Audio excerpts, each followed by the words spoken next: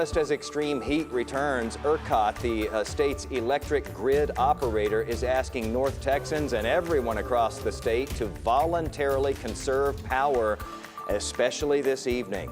Thanks for being with us here for the news at 4 o'clock. I'm Jason Wheeler. That conservation alert comes as all of North Texas remains under an excessive heat alert.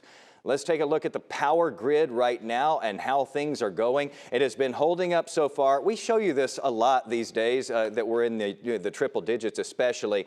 And you know by now that purple line at the top is how much electricity that the state has. The bluish line is how much we are consuming. Lately, there has been a nice difference between those two lines. They've had that pad in between them.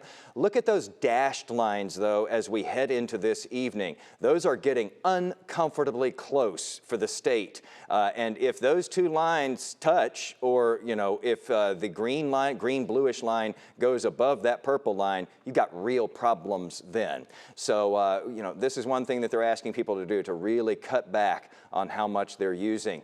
They say, please conserve energy until about 8 p.m. tonight. Let's bring in investigative reporter Tanya Iser now to talk more about this, because this affects all of us.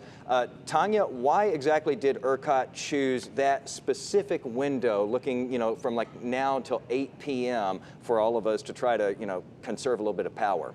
Well, Jason, you just saw that trend line. You showed that market, that demand and supply graphic that explains exactly why. It's between those hours of around now till about 8 p.m. where we're most at risk, where those two lines are the most likely to intersect. And obviously they want to make sure that that doesn't happen. And of course, this is the hottest hours of the day. It's combined with higher than normal thermal outages. That's going to be things like natural gas. And also we have less production of wind electricity. And so that's all playing a part in why we're seeing what we're seeing. And they want to make sure we do not get into a dangerous situation where we have rolling outages or something like that.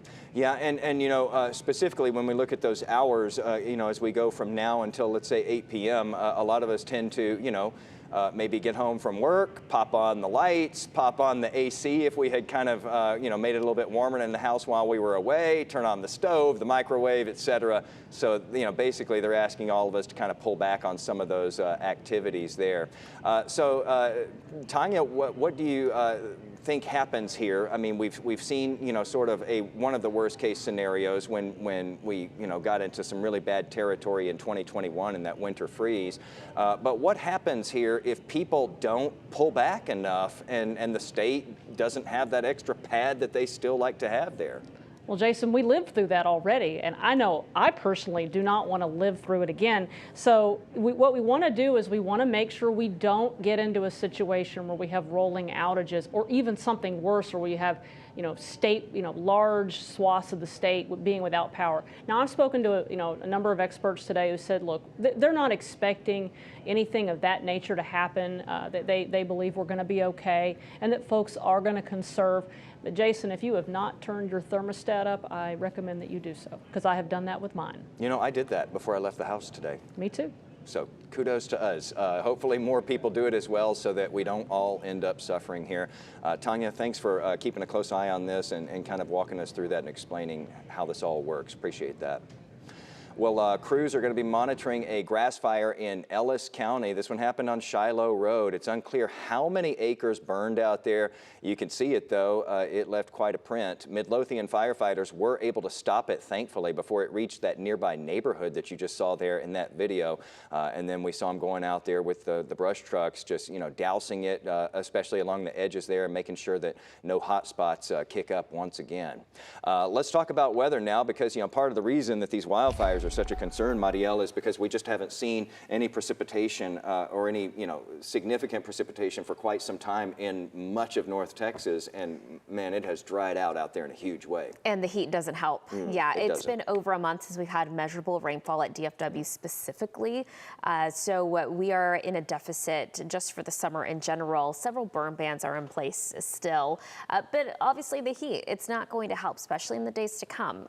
By the way, 108 That's how hot it's gotten today. Feels it ties, like it. Yeah, it sure does. It actually ties the hottest temperature of the year so far.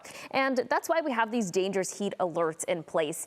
And it's not just for North Texas. Most of the state is under some kind of a heat alert. The excessive heat warning extends through tomorrow. It's for temperatures of at least 104 and higher. We've definitely seen it today. 108 right now at DFW, and it feels like 111. The wind is out of the southeast at about 5 to 10 miles per hour. It's slowly helping the humidity climb, but not all that much.